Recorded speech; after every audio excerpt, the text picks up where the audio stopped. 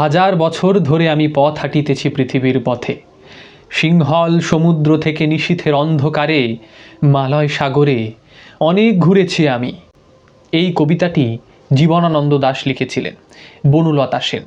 আজ যেন ভীষণভাবে এই কবিতাটি প্রাসঙ্গিক হয়ে পড়েছে। হাজার বছর ধরে আমি পথ হাঁটিতেছি। আমি বলতে মমতা বন্দ্যোপাধ্যায় ছাড়া আজ যেন আর কেউ সেই স্থানটি দখল করতে পারবে না। এই আমির সঙ্গে 1000-এর সঙ্গে হুমায়ুন কবিরের সেই 1000 কোটি টাকারও কিছু মিল পাওয়া যাবে, যদি আপনারা কবিতার সঙ্গে আজকের এই বাস্তব পরিস্থিতির তুলনামূলক আলোচনা করতে যান।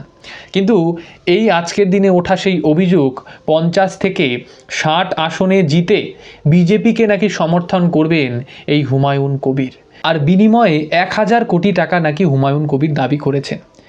অন্তত স্ট্রিং অপারেশন যেটা করা হয়েছে সেটাতে এমনই দেখা যাচ্ছে। এখন আপনি এটাকে স্ট্রিং অপারেশন বলবেন না আপনি বলবেন এআই ভিডিও, সেটা একান্তই আপনার ব্যক্তিগত ব্যাপার।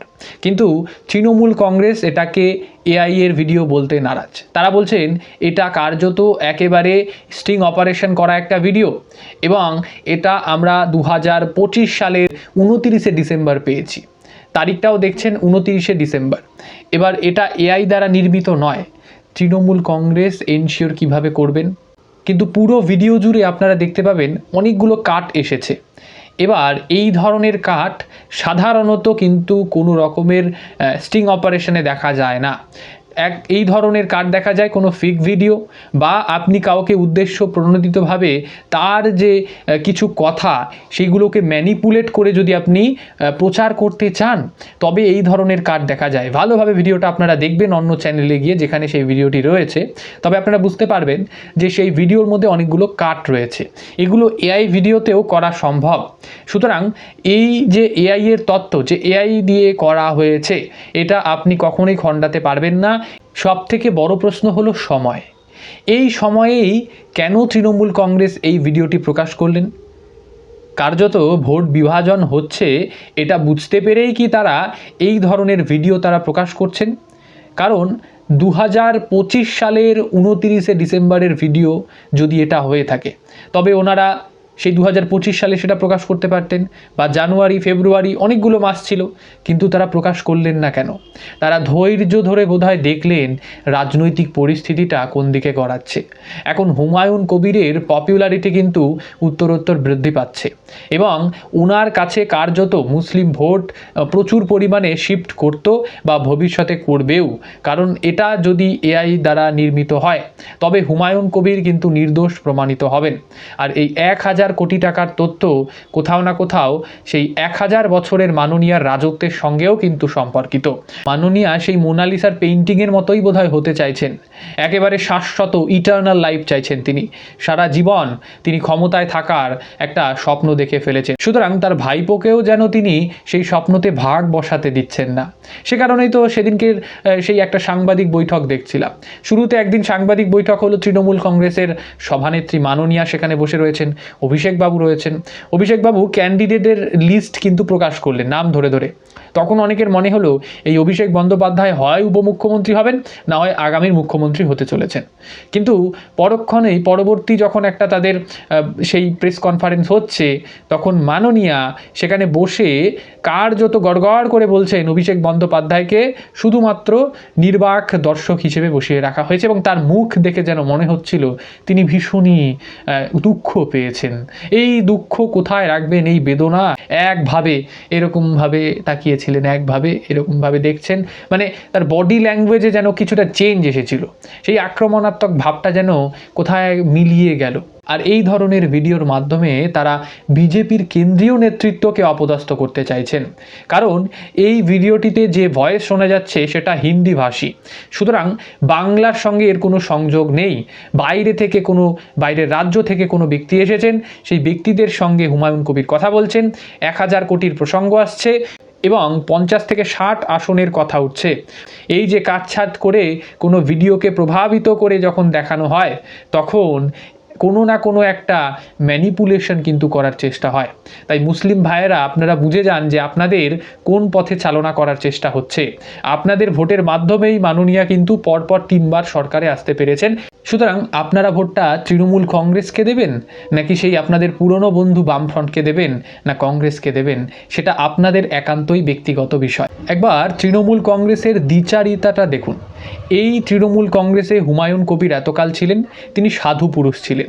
তিনি বলেছিলেন হিন্দুদেরকে সেই ভাগীরথীর জলে ভাসিয়ে দেওয়ার, বিসর্জন করে দেওয়ার কথা বলেছিলেন। পুরোটা না হয় বলছি না, ইউটিউব গাইডলাইন্সের কারণে। তখন হুমায়ুন কবির ভীষণ ভালো ছিলেন, কিন্তু আজ এই হুমায়ুন কবির যেন গোদের ওপরে বিস্ফোরার মতো কাজ করছেন। সেই তৃণমূল কংগ্রেসকে শ্বাসরোধ করে একেবারে কার্যত ক্ষমতাচ্যুত করতে চাইছেন এই হুমায়ুন কবির। এই এক যাত্রায় পৃথক ফল তৃণমূল কংগ্রেসে অতীতেও দেখা গিয়েছে এবং বর্তমানেও তা কিন্তু দেখা যাচ্ছে। এখন একটা প্রবাদ বাক্য ভীষণভাবে প্রযোজ্য হবে এই তৃণমূল কংগ্রেসের বর্তমান পরিস্থিতির ওপর। কার্যত একটা হাস্যকর পরিস্থিতি তৈরি হয়েছে। গেছো মাছের ওপর কেঁদে কাটা, অর্থাৎ মাছ ধরা পড়ার আগেই তা কাটার ব্যবস্থা করা। এখনো পর্যন্ত মাছ ধরা পড়লই না, আর আপনি মাছটাকে কাটতে বসে গেলেন। অর্থাৎ বিজেপি এখনো ক্ষমতায় আসলোই না, আর তৃণমূল কংগ্রেস ভয় পেয়ে বসে আছে। ভয় পেয়ে বসে আছে এই কারণেই বলছি, এই ধরনের প্রেস কনফারেন্স করা এবং সেখানে ভিডিও জারি করে দেখানো যে তাদেরই দলের একজন প্রাক্তন নেতা, সেই নেতা 1000 কোটি টাকা ঘুষ খাবেন এবং 50 থেকে 60টি আসন বিজেপিকে দেবেন। আর সেই বিজেপিকে দেওয়া নেতাটি, সেই হুমায়ুন কবির, অতীতে বলছেন যে হিন্দুদেরকে সেই ভাগীরথীতে ভাসাবেন এবং বিভিন্ন রকমের হিন্দু বিরোধী মন্তব্য করেছিলেন। সেই সময় কার্যত তৃণমূল কংগ্রেস চুপ ছিলেন, কোনো রকমের বিরোধিতা করা হয়নি, শো কজ করা হয়নি, তাকে তার পার্টি থেকে সাসপেন্ড করা হয়নি, কিছুই করা হয়নি। সুতরাং এক যাত্রায় পৃথক ফল তৃণমূল কংগ্রেসের অতীতেও ছিল এবং বর্তমানেও রয়েছে। বলা হয়ে থাকে মাছে ভাতে বাঙালি। আজ সেই মাছ নিয়েই পশ্চিমবঙ্গের রাজনীতির পারদ যেন চড়ছে। বিজেপি একটি নিরামিষাশী দল, যারা নিরামিষ চাপিয়ে দেন। এইটাই তো তৃণমূলের তত্ত্ব, এবং তৃণমূল এই তত্ত্বের মাধ্যমেই ক্ষমতায় আসতে চাইছেন। একবার ভেবে দেখুন কতটা খারাপ পরিস্থিতি হলে মাছ নিয়েও রাজনীতি করতে হয়। কার্যত হয়তো বুঝতে পেরেছেন যে উন্নয়ন ওগুলো দেখিয়ে লাভ নেই, কার্যত সেগুলোকে পাশ কাটিয়ে, মানে সেগুলোকে ঢেকে দেওয়ার একটা প্রয়াস লক্ষ্য করা যাচ্ছে মাছ এবং এই 1000 কোটি টাকার চক্রান্তের যে বর্ণনা, সেটার মধ্য দিয়ে। এই মাছ তত্ত্বের কথা যদি বলি, তবে অসম, গোয়া, ত্রিপুরা, এখানে তো অবাধে বহু মানুষ সেই মাংস খাচ্ছেন। এখানে কাদের সরকার রয়েছে? বিজেপির সরকার। সুতরাং বিজেপি ক্ষমতায় থাকাকালীন এই অসম, গোয়া, ত্রিপুরাতে মানুষ নির্দ্বিধায় অনেক মাংস খাচ্ছেন। কে কি খাবেন সেটা তাদের একান্তই ব্যক্তিগত বিষয়। প্রকাশ্যে কারোর ভাবাবেগে যদি আঘাত না দেওয়া হয়, তবে একান্তই তার ব্যক্তিগত বিষয়, সেটা নিয়ে কারোর হস্তক্ষেপ কিন্তু কাম্য নয়। আর বিজেপির আইডিওলজি কিন্তু এর ব্যতিক্রম কিছু নয়। সে কারণে এই প্রধানমন্ত্রীকে, স্বয়ং প্রধানমন্ত্রীকে এসে এর যে ব্যাখ্যা সেটা দিতে হলো যে বিজেপি কোনো নিরামিষাশী দল নয়, বিজেপি মাছ বিরোধী নয়, বিজেপি সেই চিকেন প্যাটিস বিরোধী নয়। শুধুমাত্র স্থান, কাল এইগুলো ম্যাটার করবে। আপনি মন্দিরে গিয়ে মাংস খাবেন, এটা কিন্তু কেউ মেনে নেবে না। আপনি মন্দিরে মাছ রাখবেন, এটাও কেউ মেনে নেবেন না। সুতরাং কারোর ভাবাবেগে আঘাত দিয়ে আপনি যখন কোনো কিছু করছেন, সেটা নিয়ে কিন্তু প্রতিবাদ হবে। কিন্তু এই প্রতিবাদকে যখন কোনো একটি পার্টি তাদের আইডিওলজি করে নেয়, একটা বিরোধিতা করার মাধ্যম হিসেবে ব্যবহার করেন, তখন তারা তৃণমূল কংগ্রেস ছাড়া আর কেউ হবেন বলে মনে হয় না। আর এই বাঙালি আবেগ নিয়ে তৃণমূল কংগ্রেস অতীতেও খেলেছেন, আজও খেলছেন। কিছুদিন আগের সেই বহিরাগত তত্ত্ব, কিছুদিন নয় কয়েক বছর আগে, সেটাও কিন্তু আইপ্যাকের দেওয়া দান। এই বহিরাগত তত্ত্ব থেকে শুরু করে বাংলা নিজের মেয়েকে চায়, বাঙালি অস্মিতা, সবটাই এই আইপ্যাকের দেওয়া দান। সেই দান গ্রহণ করে তৃণমূল কংগ্রেস তাদের আইডিওলজি বানিয়ে কিন্তু ভোট চাইতে আসছেন। আপনি একবার ভেবে দেখুন একটি পার্টির আইডিওলজি কি হতে পারে। তাদের উন্নয়নের প্রকাশ তারা করবেন, তারা কি উন্নয়ন করেছেন 5 বছর ধরে, তারা 15 বছর ধরে কি করেছেন, সেটা না করে তারা এখন ভিডিও প্রকাশ করছেন, যে ভিডিওতে 1000 কোটি টাকার একটা তছরূপের কথা শোনা যাচ্ছে, যে 1000 কোটি টাকা তারা কেউ একজন নিচ্ছেন আর 50 থেকে 60টি আসন বিনিময়ে বিজেপিকে দিচ্ছেন। আবার কি, তারা মাছ খেতে দেবেন না ক্ষমতায় এলে, তারা ক্ষমতায় এলে বাংলা ভাষায় কথা বলতে দেবে না। এই যে এই ধরনের ন্যারেটিভ তৈরি করা, এইগুলো কোথাও না কোথাও তারা যখন বুঝতে পারেন যে তাদের বিরুদ্ধে একটা জনমত গঠিত হচ্ছে, তখন তারা এই ধরনের পদক্ষেপগুলো গ্রহণ করে থাকেন। আর বিজেপিও এই সমস্ত দেখে কিন্তু বসে নেই। তারা কার্যত প্রচার যখন করছেন সেই সময় তারা প্রতীকী প্রতিবাদ করছেন। এই প্রতীকী প্রতিবাদের মধ্য দিয়ে তারা বোঝাতে চাইছেন যে বিজেপি নেতারা কোনো অন্য গ্রহ থেকে আসা নেতা নন, তারাও তো বাঙালি। এই প্রতীকী প্রতিবাদ মানে হচ্ছে তারা তাদের হাতে করে এক দুটো কাতলা, সেই কাতলা নিয়ে তারা প্রচার করতে বেরিয়ে পড়ছেন। বাঙালি কাতলা মাছ থেকে শুরু করে ইলিশ মাছ এইগুলো যদি তাদের পাতে পান, অর্থাৎ খাবারের মেনুতে পান, তবে তাদের আর কিছু কিন্তু চাই না। সুতরাং এই ধরুন বিধাননগরের যদি কথা বলি, বিধাননগরে তার একটি প্রার্থী প্রচার করতে যাচ্ছেন, তিনি বিজেপি প্রার্থী, তার হাতে কাতলা মাছ রয়েছে। সুতরাং বিজেপিও কিন্তু পিছিয়ে নেই, তারাও তৃণমূল কংগ্রেসের পাল্টা দিতে কিন্তু পথে নামছেন। আপনাদের ভিডিওর শুরুতেই সেই 1000 বছরের কথা বলছিলাম। এই 1000 বছরের পথ চলা মাননীয়ার, এটা কিন্তু হুইল চেয়ার পলিটিক্সের মধ্য দিয়েই তিনি কিন্তু পেয়েছেন। সেই মনে পড়ে 2021 সালের হুইল চেয়ার পলিটিক্স, মানে নন্দীগ্রামে কি হয়েছিল সেটাই আর কি বলার চেষ্টা করছি। 2021 সালে পায়ে চোট লাগলো এই মাননীয়ার, আর এটা অনেকেই বলছিলেন এনার অ্যাক্টিং, কারণ ইনি অনেকক্ষণ ধরে ইন্টারভিউ হওয়ার আগে পর্যন্ত চুপ করেছিলেন। তিনি কার্যত অ্যাক্টিং করতে শুরু করে দিচ্ছেন যে তার যেন খুব ব্যথা লাগছে, পায়ে চোট লেগেছে।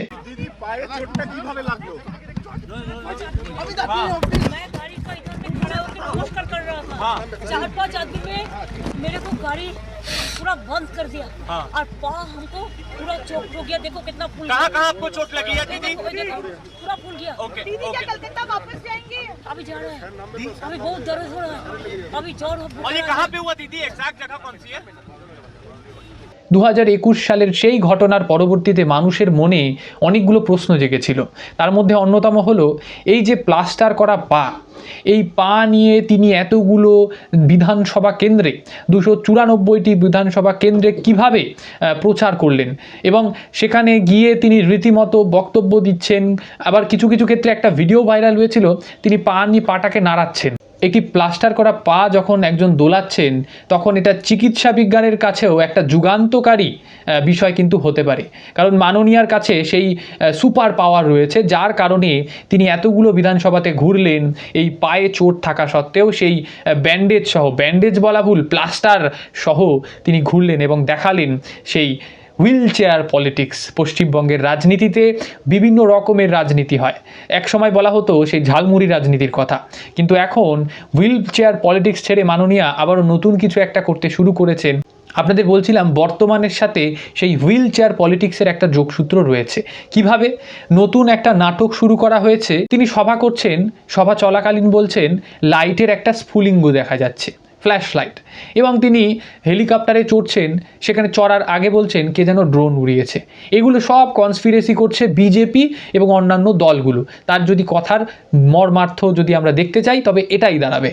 দেখুন, এই ধরনের যান্ত্রিক ত্রুটি হওয়াটা কিন্তু অস্বাভাবিক কিছু নয়, কারণ মানুষ মাত্রই ভুল হয়। সুতরাং যে ইলেকট্রিশিয়ান, তিনি তো আর মাননীয়ার মতো সুপার পাওয়ার নিয়ে জন্মগ্রহণ করেননি, সেখানে হয়তো কিছুটা ভুল হয়েছিল, সে কারণে কিছুটা স্ফুলিঙ্গ দেখা গিয়েছিল আগুনের। তো সেই লাইট দেখতে পেয়ে মাননীয়া কার্যত একেবারে বিস্ফোরক হয়ে পড়েন। তিনি জনসভাগুলোতে বলতে থাকেন এটা একটা চক্রান্ত করার চেষ্টা হচ্ছে। আবারও তিনি সেই পুরনো তথ্য দিয়ে খেলা করার চেষ্টা করছেন। সেই হুইল চেয়ার পলিটিক্স তিনি আজও ভুলতে পারেননি। আসন সংখ্যা বেড়ে যাওয়া, সেই 215-তে এসে থাকা, তো সেই স্বাদ কি তিনি আর ভুলতে পারেন? এই ক্ষেত্রে একটাই প্রবাদ বাক্য প্রযোজ্য হবে, বারবার ঘোড়ায় চড়া যায় না। মানে মানুষকে একবার বোকা বানানো যায়, দুবার বোকা বানানো যায়, 3বার বোকা বানানো যায়, কিন্তু চতুর্থবার আপনি বোকা বানাতে পারবেন না। এই ক্ষেত্রেও তার ব্যতিক্রম কিছু হবে বলে মনে হয় না। মাননীয়া 3বার বোকা বানিয়েছেন, এবার এর পরবর্তীতে মানুষ বোকা হন কি হন না, এটাই এখন কোটি টাকার, লাখ টাকার বা 1000 টাকার বা 100 টাকার, আপনি যাই বলুন না কেন, সেই প্রশ্ন। আপনাদের এই বিষয়ে কি মতামত নিশ্চিতভাবে লিখে জানাতে ভুলবেন না। আপাতত এই প্রতিবেদনটি এতটুকু রাখতে হচ্ছে। অসংখ্য ধন্যবাদ। চ্যানেল নতুন হলে চ্যানেলটিকে সাবস্ক্রাইব করে বেল আইকনটি প্রেস করবেন।